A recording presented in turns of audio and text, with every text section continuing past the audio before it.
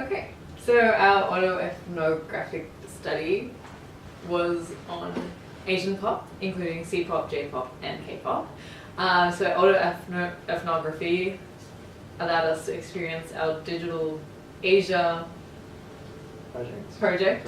By also including our personal context. So using this methodology, it allows an outsider to look in, but adding the fact that everyone has their own personal context. Yeah, essentially, like autoethnography is the research method, and like that involves us looking at a cultural product and trying to make assumptions about it, and then we analyse our assumptions, and then that sort of is a framework for people to look at and be like, so I understand K-pop too. Exactly. Something like that. Yeah, more or less. So yeah, we looked at 5 Asian pop music videos. I had very little experience with J-pop and even smaller amount with C-pop, but Korean pop I had a faint idea, so that wasn't a problem. But what did you guys expect when you first saw the videos? Or before we saw the videos, what did you guys expect? I was expecting, considering what you guys were showing me in the past, something overly sexual or quite depressing. Okay. There's not a real thin line between the two. Yeah. Oh, Jesus. Just makes us look All great. people dressed up in overly flamboyant costumes. Everyone in this room. 1, 2, 3 perverts. Oh, thanks. We'll put a beep over that. Yeah. So yeah, over the top. What did you expect? Well, I was pretty familiar with what K-pop was, so I was more looking into what C-pop and J-pop would be. I had like next to nothing in C-pop, little less in J-pop, and I was wondering would they be the same, would there be some sort of difference, things like that, more or less. Yeah, I think I had a similar idea coming in as well, because I'm in the exact same boat, so I didn't know what to expect from C-pop and J-pop, especially with some of the older songs that I would definitely not have heard. Yeah. Yeah. Yeah. So when we actually came down to researching it, we found out there's a lot more to all of these, the histories and know-how to these industries at the end of the day. So K-pop, short for Korean pop, has only been around since the 90s and actually drew major influences from American culture, especially from the hip-hop genre. The shift to the K-pop music we hear today occurred in 1992 because of the group Seo, Taiji and Boys, who were one of the first to incorporate rap music and hip-hop sensibilities into South Korean popular music, according to John Lai. They mixed various musical genres, including rap, soul, rock and roll, techno, punk, hardcore, and even Pyongyang, to create a unique hybridized musical form, which Shim's 2006 says employs rap only during the verses, but sings choruses in a pop style, and alongside that, it included a lot of dynamic dance movements. So, this What's that? This unique style has been created by Seo Taiji from the hybridization of various musical elements and is undeniably a distinct style of K-pop and can be seen greatly in the K-pop market today. Lee Soo-man, founder of SM Entertainment in 1989, is credited with the industrialization of the star-making process in K-pop, where stars are weeded out through dancing and singing competitions to be selected for training programs. Back then, becoming an idol was controlled through networks. So Lee Soo-man changed his system by essentially cloning the talent and grooming them for the limelight. Interesting way. The Korean film Seopyeonjae. what he said, Seopyeonjae! which followed a travelling family earning a living by performing a traditional dance or popular music form called pansori, bolstered the Korean people to create a cultural hit industry of their own by appropriating the American media system. The revival of Korean culture was further reinforced by the series of popular TV dramas including What Is Love All About and Stars in My Heart, which became hits in China and Taiwan, resulting in the beginning of media capitals carrying new elements for incorporation across cultures. The Chinese coined the term Hallyu, yeah. also known as the Korean Wave, which describes the phenomena where Korean pop culture has gained a following in countries all over the world. With this idea of international flows, Japanese, Korean, and Chinese modern day pop music all influence each other, and you can see these similarities overlapping through the music videos. You'll see a lot of lavish backgrounds. You can tell that a lot of the sets they put a lot of money into, and the same with the dance choreographies. A lot of money is put into like making a good choreography, and it's sometimes the most memorable thing about a song. And the way the music itself is produced is also similar in all three cultures. When looking at the videos we watched, only Cindy Wang's song did not include a choreography, but I think that was largely due to the fact that it was a more ballad type song, so dancing to it didn't seem appropriate, while the rest of the songs that we listened to were all upbeat tracks that you could easily make a choreography to. Yeah.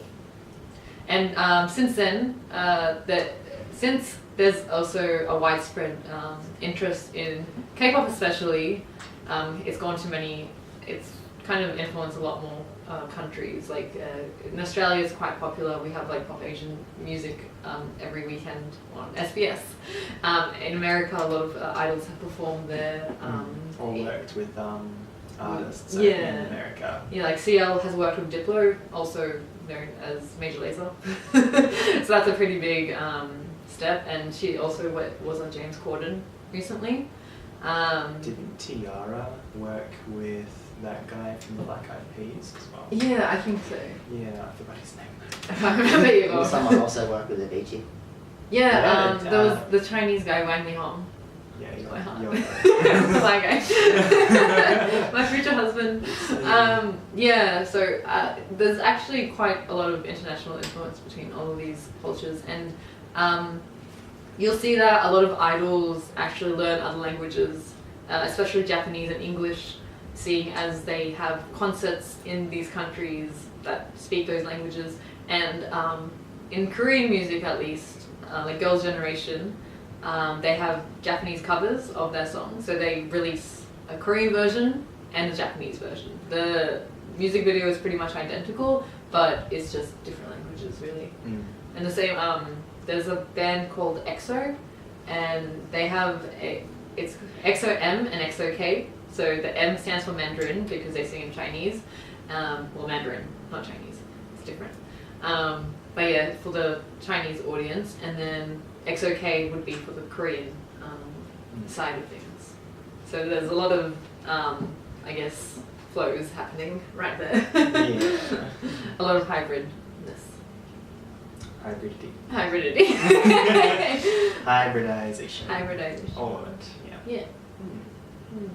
There was something else we have to talk about. Obviously we can cut this part out. No, that's going to be the highlight of the video. Yeah, I think we may have left a part out about media capitals. Right there. Did I skip that part? Oh no, I just, yeah, it was just a small thing. Oh yeah. I must have checked. Is there anything that you want to include that we haven't included? I don't think of any. Is there anything that we... Oh, okay, maybe we'll just do a quick thoughts afterwards. Yeah. Yeah? And that's it? Yep. Like 20 seconds each. Talk about what you experienced, what you felt like. Yeah. After thoughts. Okay. Go. No, see you first. Oh god. Okay. I'm just like, yeah, you guys go. Ladies first. Ladies first. So I actually quite enjoyed going into C-pop and J-pop more. I had that experience previously with K-pop, but I actually really enjoyed C-pop and J-pop. And even though they do have similarities, I still felt like they were different enough to be classed in their own genre. And yeah, I think I'm gonna start looking into C-pop and J-pop because they were quite nice. I really like the C-pop. Like they had like the tone of voice is really different to what you normally hear, so I always like that. Yeah, for me too. I feel like it's there. You can differentiate which is which. Apart from language, making it whether it's C-pop, J-pop, K-pop. I knew where I was going with this. Not anymore.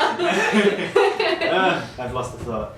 But yeah, no, I thoroughly enjoyed the C-pop the most, I think, because it was different. Something you wouldn't ordinarily hear, like with K-pop and J-pop. It sort of has Western sensibilities about them, so you kind of, even though it's different, you're still familiar with it in a way. And it's still nice to kind of go further into them a bit to actually see what differences they are, and like especially when some of the lyrics obviously you don't understand any of the lyrics, but when they have subtitles, when they speak about something specific to Asian culture, if you actually look into it, it's actually quite interesting to learn about it. Yeah. Well, even though with the side music videos, you're just there to be entertained, really. Yeah, that was more of an entertainment one, yeah. Well, pretty much all of his videos are about Gangnam Style and... Oh yeah. Well, Drinking Boys was most definitely an entertainment. that was a party. Yeah. You'll see it. You'll see it. Yeah, it's something Taiwan. different, and I can understand. It's kind of the video that would become a viral sensation because it's so ridiculous. So I could see that video clip kind of appealing to a wider audience, even though it's in Japanese. It was still just the, I guess, satirical side of it. It was just like a funny dance to watching, like what is going on the whole time. So it was actually quite amusing to watch. No, like there were parts of it that could have been deeper to it. More hidden. Yeah. Literally. But like it wasn't always evident to us, like what was being expressed or whatever, because of the language barriers. Yeah. And like even looking at the lyrics, we can do that with the internet. The visual cues were sort of hidden too, like with Cindy Wang's song, there was a lot of stuff written in Mandarin, in Taiwanese, I think. Yeah, I think she's Taiwanese. Okay. She's Chinese character, I'm not sure. I think she's Taiwanese, but in one of those languages that we can't read.